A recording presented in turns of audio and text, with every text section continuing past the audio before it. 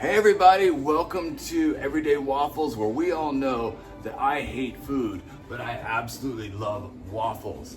This is the episode 3 of Around the World 3 days, and then back to the good old US of A, and then we're gonna take one final amazing adventure.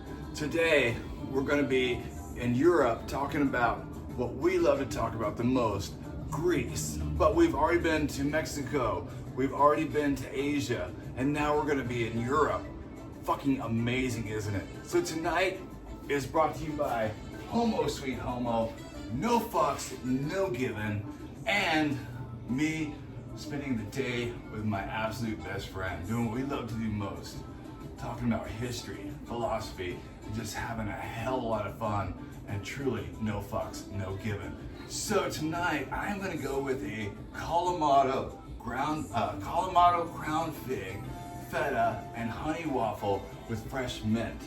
So this is really inspired by these amazing figs. Figs are just like, oh, freaking love them. So what I'm gonna do is I'm gonna give you guys the recipe of what we're going with, what I'm working with, and then we're gonna let him take it away because there's so much that we would love to cram in, but we only got such a little time. So I'm going with our, typical base, such as 1.5 cups of all-purpose flour, 2 tablespoons of sugar, 1 teaspoon baking powder, 1/2 teaspoon baking soda, 1/4 teaspoon of salt. Then in our wet ingredients, I'm going to be using 1 cup of Greek yogurt, 2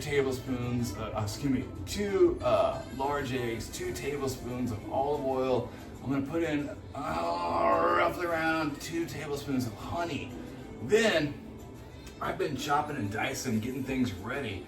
So I did 1/2 cup of Kalamata ground figs, 1/4 cup of feta cheese is what I'm gonna be adding in. And then I'm gonna be putting in 2 tablespoons of some wonderful fresh mint that I've already chopped up. And then I did a combo shot.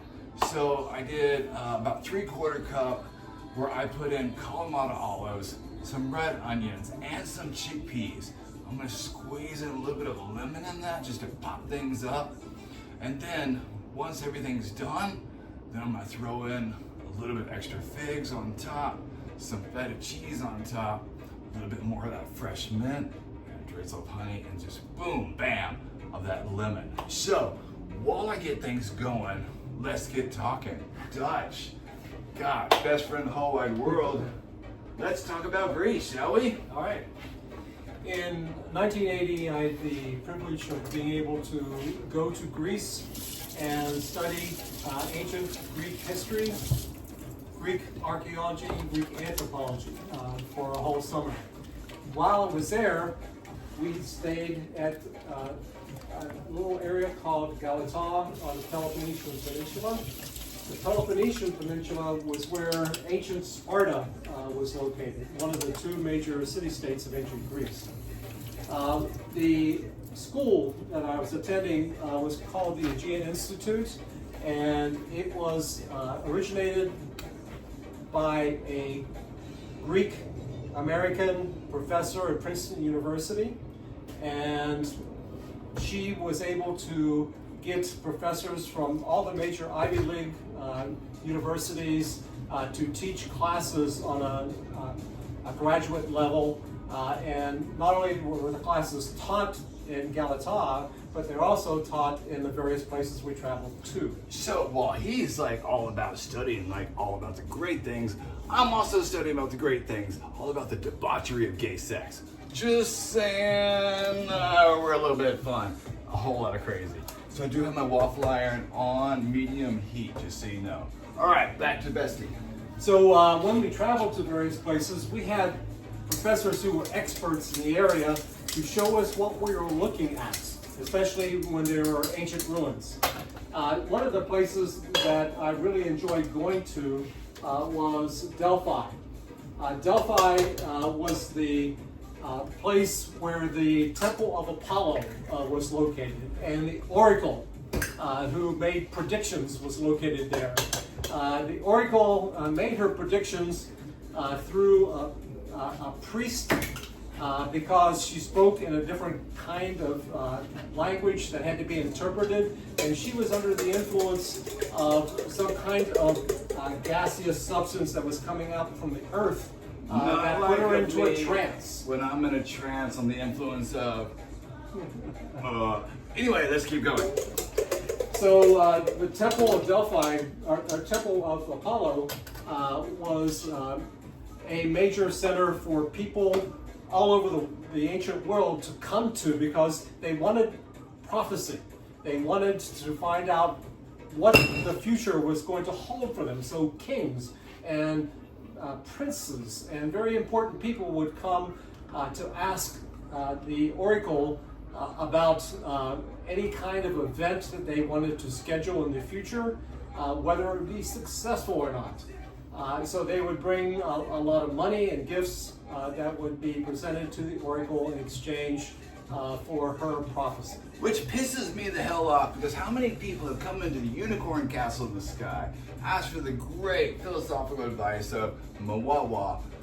Where is the money and the throws of flowers and the...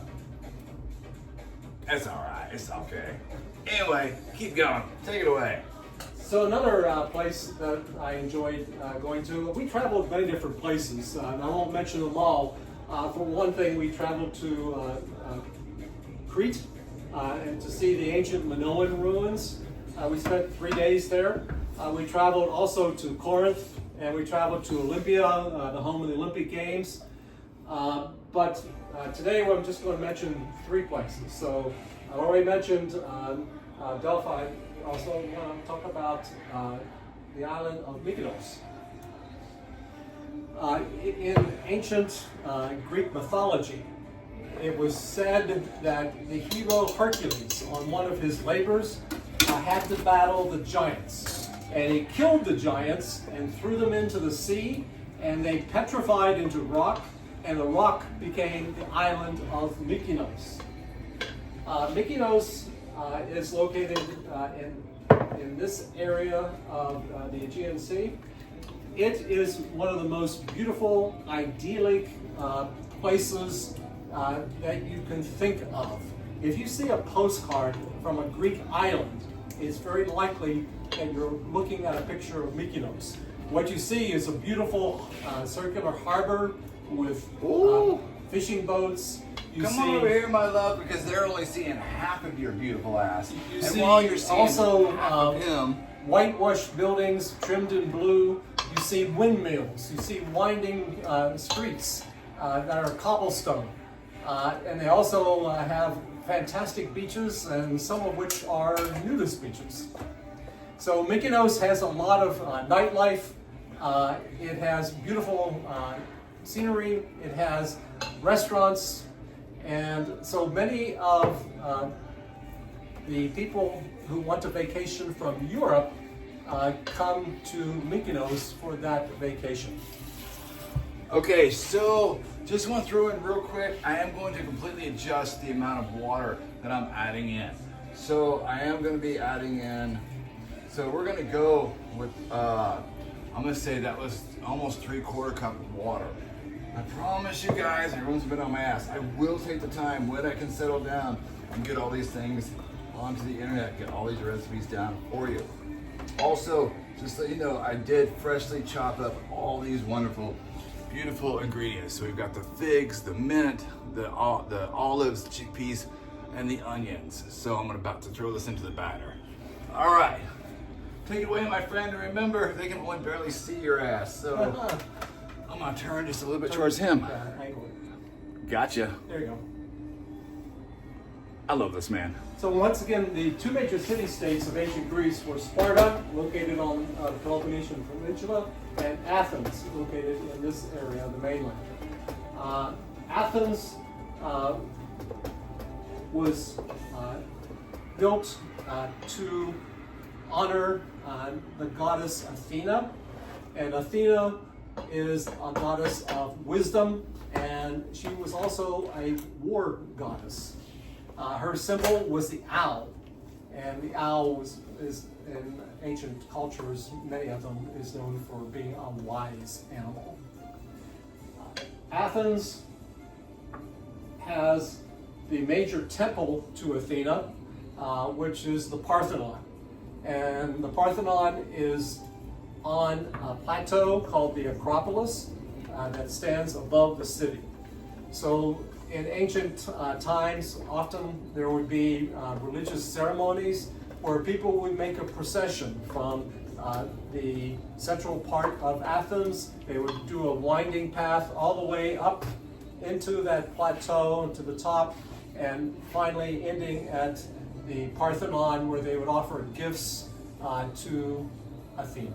All right, so this is our batter. As you can see, it's like, this is I don't have a lot of seasonings here because really the ingredients are the seasonings. This is going to be epping amazing, I do believe. But once again, it's an experiment every time. Who knows? But let's go. All right. By the way, I'm going to let this sit and rest for a little bit.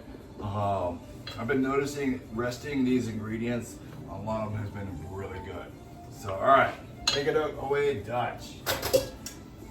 Athens, we're talking about the Parthenon. The Parthenon is the ideal Greek temple structure. It is known for its symmetry and its proportion. You have the columns, you have a triangular pediment, and you have figures of the gods and goddesses of mythology on that pediment. So it told a story that people could actually see and learn from. Today, a lot of the Greek sculptures that we see are just white marble, but in ancient times they were painted. And you could see them from afar because of the various colors that they would use to emphasize the features of clothing and the animals and gods. Speaking of clothing, this episode is also brought to you by No Fucks, No Givens. Unless I've already told you that, I don't want to tell you that once again. I believe, and we can do whatever the hell we want, as long as we do not harm others. I mean, come on now. I am in my favorite color of orange, which I absolutely fucking hate orange. This man over here loves orange. I love orange. Loves orange. He sees this orange dress, he's like, dude, please wear the orange for me. I'm like, absolutely, I'll wear the orange dress for you. Oh my God. I'd do anything with this man. Orange it is. I mean, shit, we're not wearing the matching shoes today. Oh well, I got my dress shoes on because I am wearing a beautiful gender fuck outfit. By the way, that's an old school term. I'm an old school kind of guy. Take it away. The foundations of Western civilization were based on Greek architecture, Greek philosophy, Greek poetry, Greek medicine. So Don't the forget, ancient Greeks were known for many different Plato, things. Socrates, Aristotle. I mean, come on now. The philosophy is endless here. Get on into this stuff if you're not already there. So the philosophers you just mentioned, Socrates, Aristotle, Plato, they taught their students to think critically and to question. What? To question?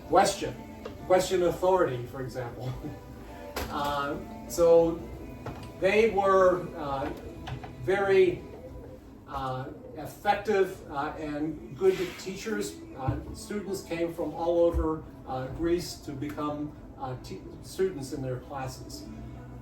Another thing that Athens is noted for, in ancient Greece, the two city-states, Sparta and Athens, the Spartans emphasized the physical life. They were more interested in creating the ideal warrior. Speaking of which, physical, this dress brought to you by I lost all my fucking weight and muscle. That's okay. I get a new frock. Keep taking a go. Where the Athenians wanted to emphasize the mind. They wanted to emphasize things like critical thinking, things like art and music and literature. So they were very different in the way they organized their societies. One of the things the Athenians were noted for was the development of a new form of government called democracy. In Athenian democracy, however, it was a true democracy where every male citizen over the age of 20 actually participated in making the laws and also served on jury trials. So you didn't elect someone to represent you, like that was more the Roman way. In the Greek way, you actually were there. So you would have some legislative session going on with thousands of people present, all deciding or talking about the legislation that was being considered. So you had a true democracy in ancient Greece, and it was also spread to many different other cities besides Athens. This waffle, by the way, is just very light, super fluffy. I mean, things are just going pop. Amazing. All right, keep going, my friend. So we talked about architecture with the Parthenon. We talked about the philosophers and democracy. Also, in the field of art, the Greeks were known for creating the most lifelike human sculptures. They were known for being the closest to the actual human form. So and then the sculptures were either made of bronze or marble, and they were considered the most harmonious and idealistic vision of the human form, and they still are considered that way today. In addition, math was one of the areas where the Greeks excelled. I suck at math. But anyway, keep going. You had Pythagoras, who developed the Pythagorean theorem, and you had others as well in the fields of geometry. And geometry was often used in the construction of temples and other important buildings throughout the cities. Whoa. Just by the way, let me show you this waffle that just came out. I wish you could smell this. I'm about to dress it up for my lovely baby boo here before we take our first bite. So as we're wrapping things up, I'm about to dress this up. So I'm gonna be dressing this up with a little bit more feta. I'm gonna be putting in a little bit more mint on top. I'm gonna be putting some of these wonderful figs on top of there. And then I'm just gonna drizzle just a little bit of honey. I'm not quite sure the nutritional value of this, but no fucks, no giving tonight. I'm hanging out with my best friend. Also, one of the things that the Greeks excelled in was the area of sporting activities. So we talked about the Olympic Games. Olympia is one of the places that we visited. So that was very thrilling for me to be able to go to the actual site of the games and see where the temple, the major temple to Zeus, was located in that particular spot. So it was a religious center as well as one for participation in sports and competing for victory for your city-state. You know, and there's probably a lot of sex here too, so religion, sports, and sex all in combo. All right, so here we go. We are about to test out this waffle. And I'm sorry, my love, we have been talking about history all day long, but this is not a history channel. This is a waffle channel, but this is inspired because we're going around the world in 3 days. And I am just so excited for you to try this. With a little bit of honey on top now. Holy shit. Looks awesome. Right? The smells here, I wish they could smell. All right, smell that now. Smell this over here coming out of this. Smell this with. Oh my God. Holy shit, right? Oh. All right, now I'm just gonna put a little bit of taste lemon on top. All right, here we go, the moment of truth. This is our Kalamata ground fig, feta, and honey waffle with fresh mint. All right, guys, take it away, Dutch. All right. Give us a try. Gladly. I'm excited. Some fig on there. Yeah, get everything in there. Isn't that amazing? So much to it. Feta cheese.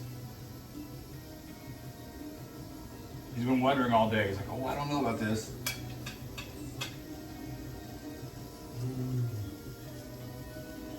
Oh my God, it's awesome. So this reminds me of some of the tastes that I had when I was living in Greece and studying.